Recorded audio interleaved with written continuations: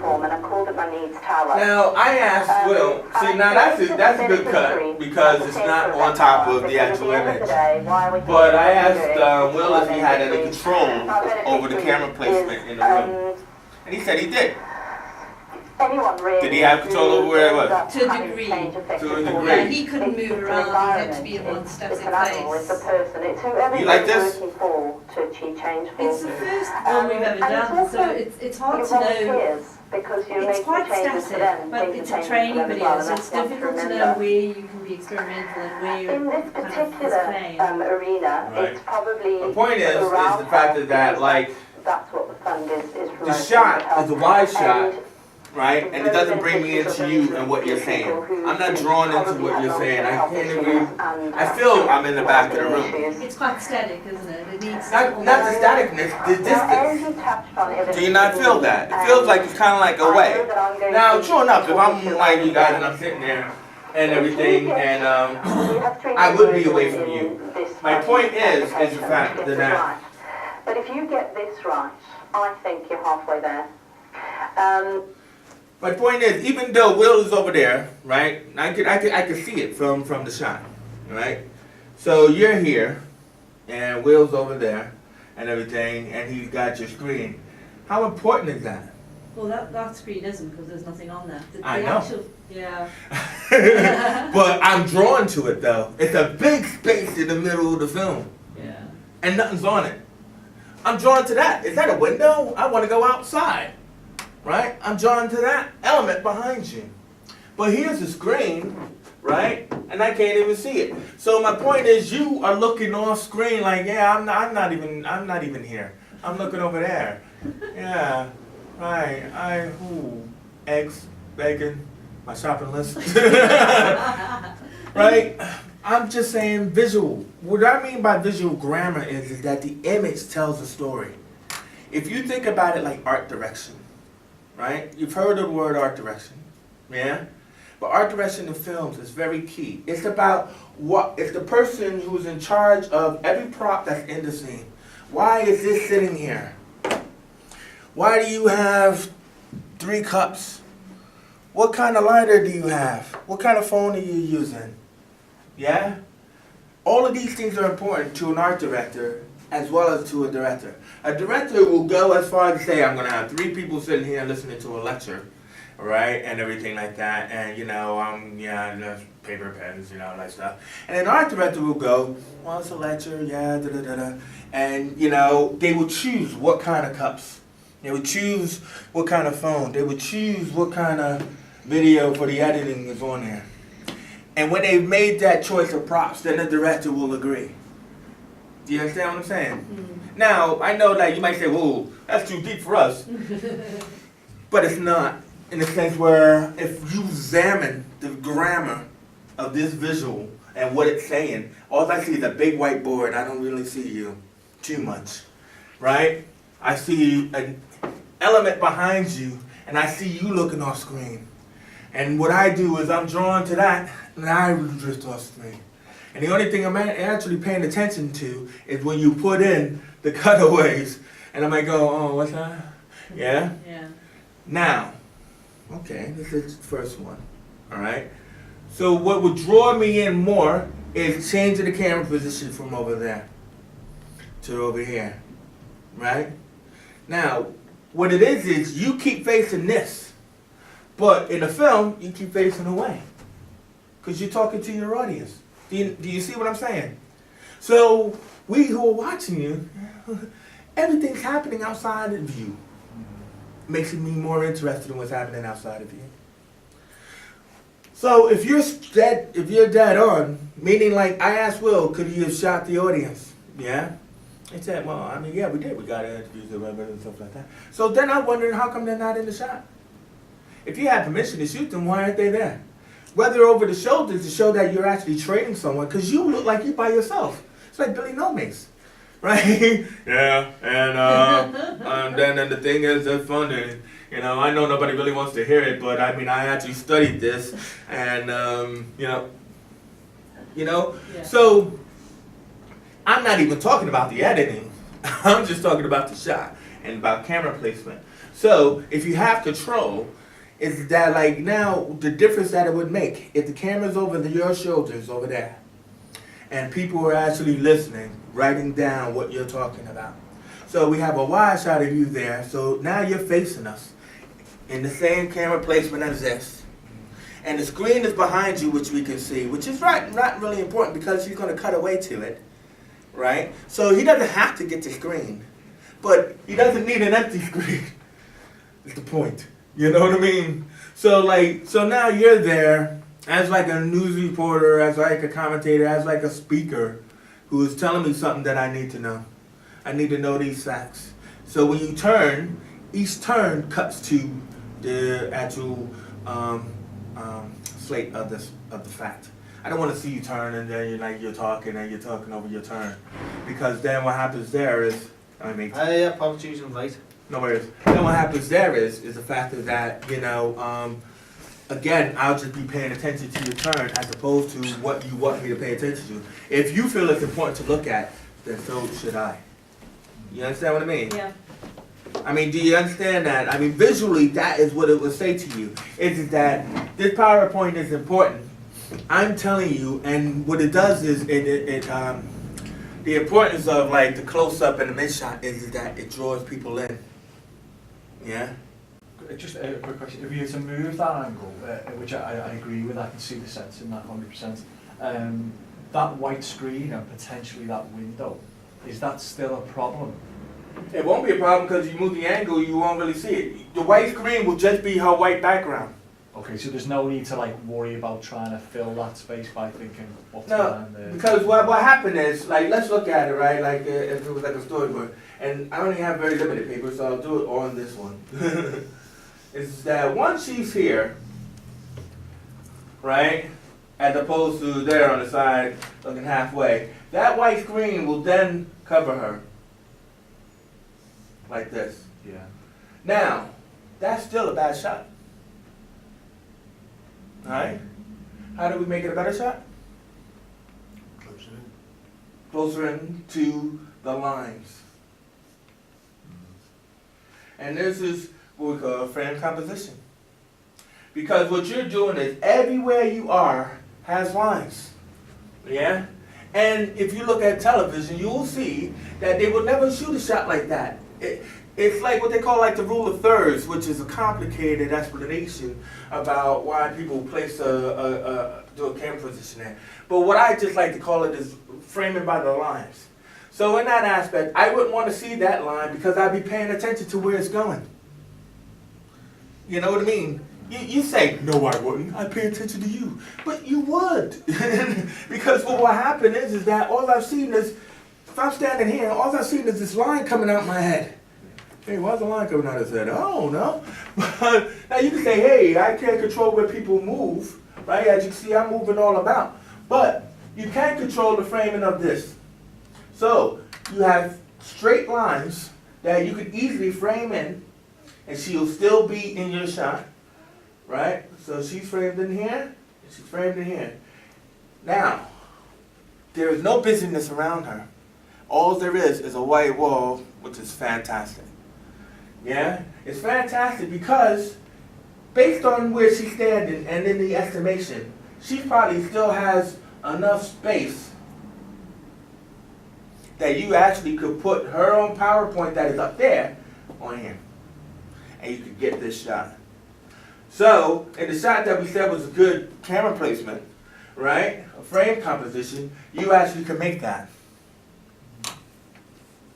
All you needed to do was move from here to there, and you have a whole different cameras besides cutaway options. Why is the two cameras a better option?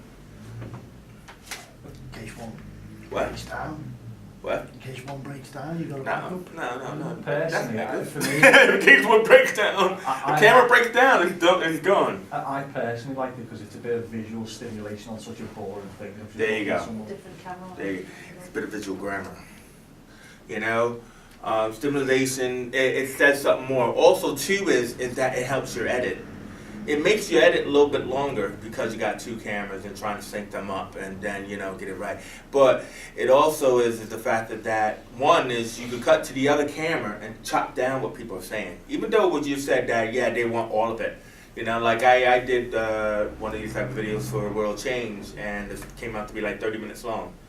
You know, and I said I could make it a shorter cut, but, you know, I had to respect the fact that we had to interview the whole team, and everybody had a list of questions. And then we did the same thing where, you know, you cut the pictures or video and all that other kind of stuff. But what you want to be able to do is that you need control, especially when the natural speaker talks. You know, they kind of either tend to go on, they kind of like are unsure about what they say, so they start to do a lot of ums, which I noticed that nobody did that, which is either good testament to them knowing their jobs or their confidence in front of the camera or having a script. But then there are people who do know their jobs, right? Hate the camera. They go, I want to make sure did I cover that? Yeah, is that all right? You know, and all of that. So you get all of that, and then that's really bonkers to edit. But either way, with the second camera option, you're able to cut away from all of that. You know, if you got it, use it. But the main reason why you want a second camera is that you actually would need something that you could cut away too. Say for like your training video. It's not just the cutaway option of the second camera. It's the fact that film the people who actually are listening. You know, so that way it gives a more give and take about what's going on. And that makes the film much more dynamic as far as watching. You can't look at training videos as corporate videos, boring, people don't really want to watch it, we have to have it for our archives. You should always look at trying to make this interesting. Even though what they always say to you about corporate videos, you know, like that are strictly for promotional purposes or advertisers or for our business funders, is that it has to have the information and it can't be creative at all. You know, we don't want the camera like zooming down the hallway. You don't want the low angle shot of someone or, you know, getting in the car speeds off. And it's like, you know, it's a shame, you know, if it shows something about the organization. You know, I mean, like, the idea for the World Change one that we did was the fact that because they're an outreach service, is that why should you just have them sitting down talking to the camera, where if their work is about engagement, it's about being in the community, it's about going into other places.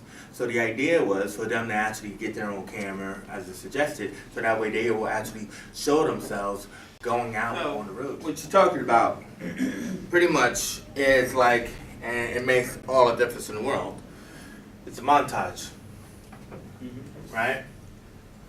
Now, the thing about the montage is that, you know, you've already heard the word, everybody knows what it is, right?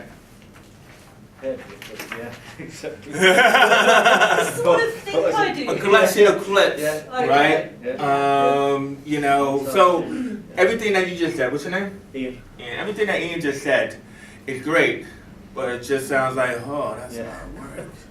You know? Also, who wants to see that? Right? You know, somebody called this, somebody saw the Forbes, somebody did this, you take somebody over here, blah, blah, blah, blah. But what you do is that if you film it with a sense of creating a montage, it's like what I had said to Will about shooting to edit.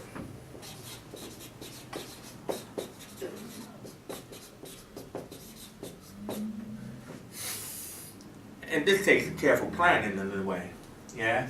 Let's say, for example, everything that you just stated about, from the process of someone coming in to what happens to their experience here to when they leave. It becomes what we call like a beginning, middle, and end, right? It begins with somebody walking through the door and ends with somebody leaving. But what happens to all the filling inside, right? And how do we get all of that covered? And we actually, you know, spend a day filming all of that, and then you cut it down into a montage. So now that montage could be, you know, just kind of like this.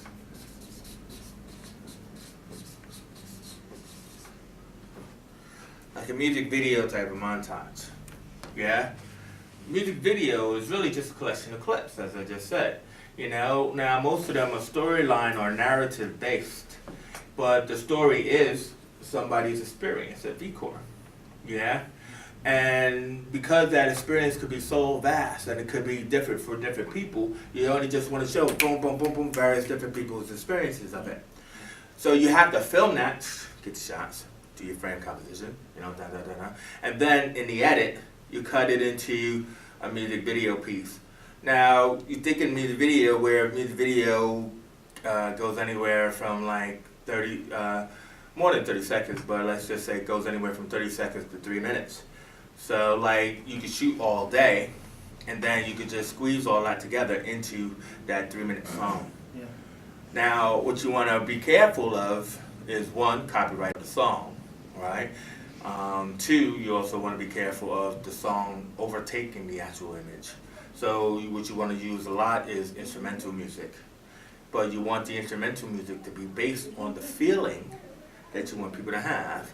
Let's say, for example, like, you know, where I work in Liverpool and I'm doing, say, like, with the BAME communities, and I could be like an African elders group, or it could be young people, or whatever, blah, blah, blah.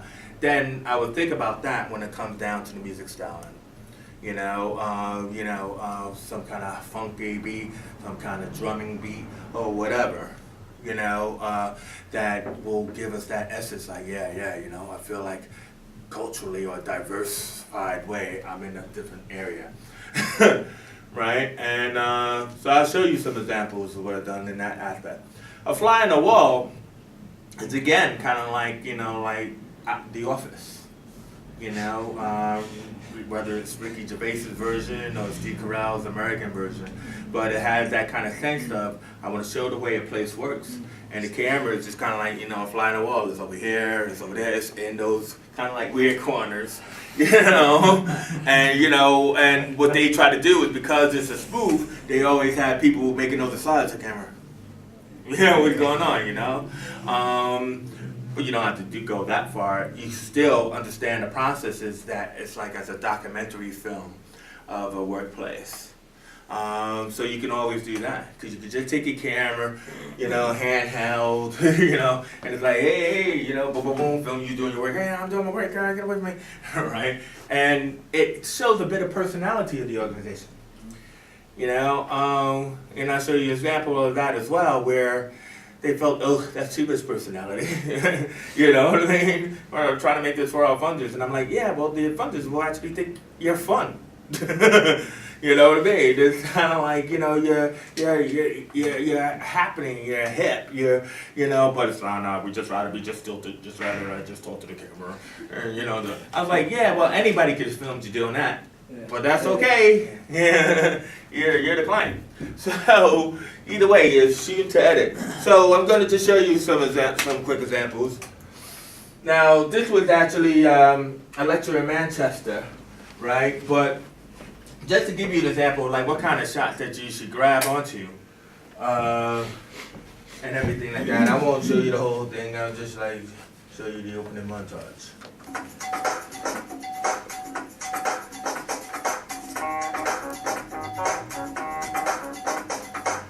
So the things, people, and this is really just going around with one camera, just kind of like capturing, like, yeah, people selling crafts.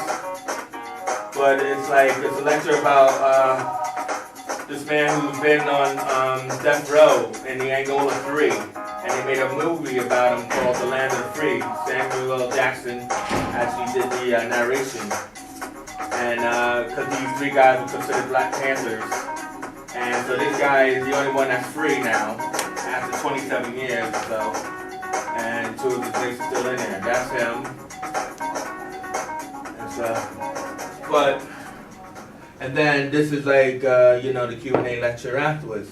Now, with that opening montage, you was trying to just set the scene, which is what you could have done with your training video. Because then your bosses and your clients will say no. Dude, that's a bit much.